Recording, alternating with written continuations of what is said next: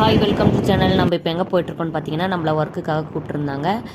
அதுக்காக தாங்க போயிட்டுருக்கோம். அது மட்டும் இல்லாமல் இந்த வீடியோவில் வந்து நான் ஒர்க் பண்ணுற இடம், அது மட்டும் இல்லாமல் எங்களுடைய குரூப், அதாவது டீம் சொல்லுவாங்க இல்லையா, நாம் நினைக்கிறோம் நாம் தான் சீக்கிரமாக எழுந்துறோம் அப்படின்னு காட்டுறேன். ஆனால் நமக்கு முன்னாடி 4 மணிக்கு 5 மணிக்கெலாம் பாருங்கள் ஆண்கள் வந்து வேலையை தேடி எப்படி ஓடிட்டு இருக்காங்கன்னு. சாட்டர்டே சண்டே ஸ்கூல் லீவ் என் பிள்ளைங்களுக்கு, உங்கள் பாட்டி கூட இருங்கடா அப்படின்னா ஒருத்தன் கூட இருக்க மாட்டேன்றாங்க. 2 பேரை மட்டும் ஏமாற்றி விட்டுட்டு வந்துட்டேன்.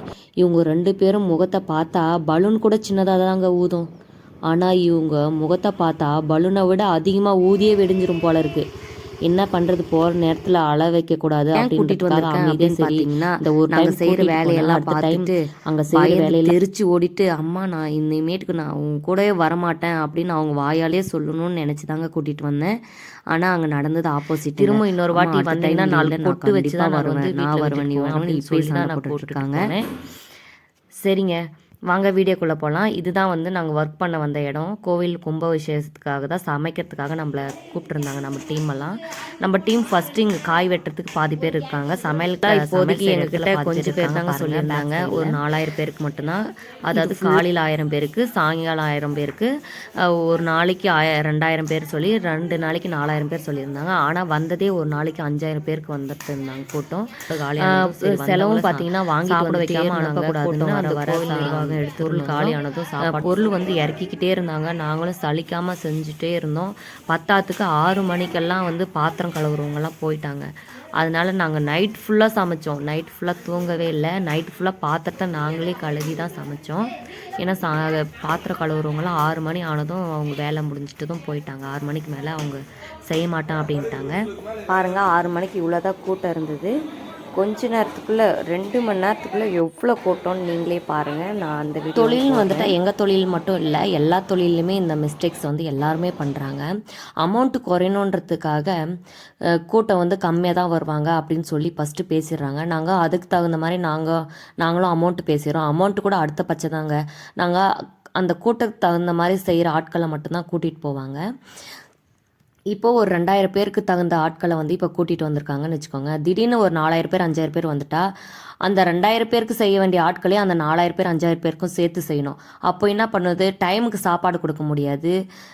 எங்களுக்கு ரொம்ப ரிஸ்க்காக இருக்கும், அலைச்சலாக இருக்கும். பண்ணுற தப்புனால எங்களை என்ன சொல்லுவாங்க, டைமுக்கு சாப்பாடு கொடுக்கல, சமையல் செய்கிறவங்க வந்து டைமுக்கு சாப்பாடு கொடுக்கல அப்படின்னு எங்களை குறை சொல்லுவாங்க. ஆனால் நீங்கள் பண்ண தப்பு யாருக்கும் தெரியாது.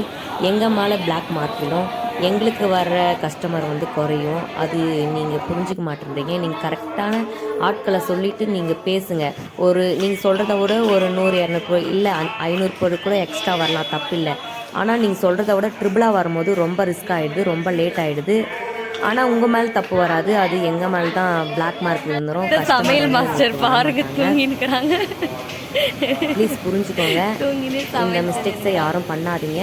கரெக்டாக இவ்வளோ பேர் வருவாங்க சொல்லி கூட நீங்கள் அமௌண்ட் குறைங்க. நீங்கள் கரெக்டாக 4000 பேர் வருவாங்க அப்படின்னு சொல்லியிருந்தா 4000 பேருக்கு செய்ய வேண்டிய ஆட்களை வந்து சேர்த்துன்னு வந்துப்பாங்க ஒரு குரூப்பாக. இன்னும் 4 பேர் 10 பேர் சேர்த்து. ஆனால் இந்த மிஸ்டேக்ஸை யாரும் பண்ணாமல் கொடுக்க முடியும். எங்கள் தொழில் மட்டும் இல்லை, எல்லார் தொழிலையுமே இந்த மாதிரி பாருங்க. நாங்களே பாத்திரமெல்லாம் கழுவி சமைக்கிறோம், ரொம்ப கஷ்டமாக இருக்குது. அது மட்டும் இல்லாமல் நீங்கள் எவ்வளோ ஆட்கள் சொல்கிறீங்களோ அதுக்கு தகுந்த மாதிரி தான் லிஸ்ட் எழுதி கொடுப்பாங்க மளிகை பொருட்களுக்கு. நீங்கள் அதோட ட்ரிபிளாக பண்ணிங்கன்னா நிறைய இடங்களில் அதே பொருட்களை வச்சு எல்லாருக்குமே செய்யுங்க அப்படின்னு சொல்லிடுறாங்க. அப்போ என்ன பண்ணுது, இப்போது 2000 பேருக்கு போட வேண்டிய மசாலா பொருட்களை வந்து 4000 பேருக்கு சேர்த்து செய்யும் போது டேஸ்ட்டு குறையும். மை கேட்ரிங் குரூப் அதனால் எங்கள் மேலே பிளாக் மார்க் விழும். இவங்க வந்து சரியாக சமைக்கலை, டேஸ்ட் இல்லை அப்படின்னு. அது உங்களுக்கு புரிய மாட்டேங்குது. அதனால் எங்களுக்கு ஒரு கஸ்டமர் வந்து குறையும்.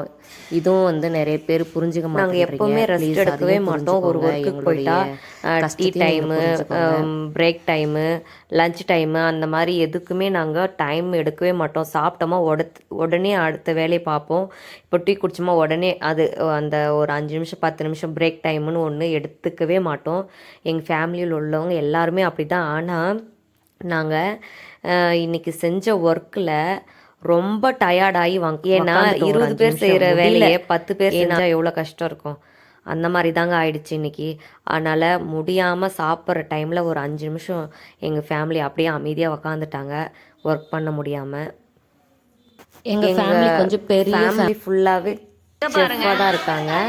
எல்லாருமே படிச்சுட்டு ஒர்க் பண்ண ஆள் கிடையாது. எல்லாமே வேறு இடத்துல வேலைக்கு போய் கற்றுக்கிட்டு அதுக்கப்புறம் வீட்டில் இருக்கிறவங்க எல்லாருமே லேடிஸு அவங்க பிள்ளைங்களுக்கு இப்போ கல்யாணம் ஆகிடுதா, அவங்க பிள்ளைங்க, பெரியம்மா பசங்க, சித்தப்பா பசங்க, மாமா பசங்க, இப்படி எல்லாமே ஃபுல்லாக ஃபேமிலி கேட்ரிங் ஒர்க் தான் பண்ணுறாங்க.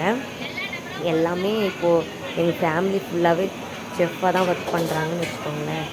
எங்கள் ஃபேமிலினாவே செஃப் ஃபேமிலி அப்படி தான். அதனால் நான் இந்த ஒர்க் பண்ணுறது ஃபுல்லாகவே எங்கள் ஃபேமிலின்றதுனால நைட் டைமில் நாங்கள் தங்கி அங்கே ஒர்க் பண்ணுறதா இருந்தாலும் எங்களுக்கு எந்த ஒரு பயமோ பதட்டமும் இல்லை. ஜாலியாக ஹாப்பினஸாக. அதுக்கப்புறம் 2வது நாளும் சமைச்சு முடிக்கிற டைமில் பார்த்தீங்கன்னா நைட் 9 மணி ஆயிடுச்சு முடிக்கிறதுக்கு. அதனால் எங்களை கூட்டிகிட்டு போகிறதுக்காக என்னோடய ஹஸ்பண்ட் வந்துட்டாங்க. ஓகே வியூஸ், தேங்க்யூ ஃபார் வாட்சிங் வீடியோ. பாய்.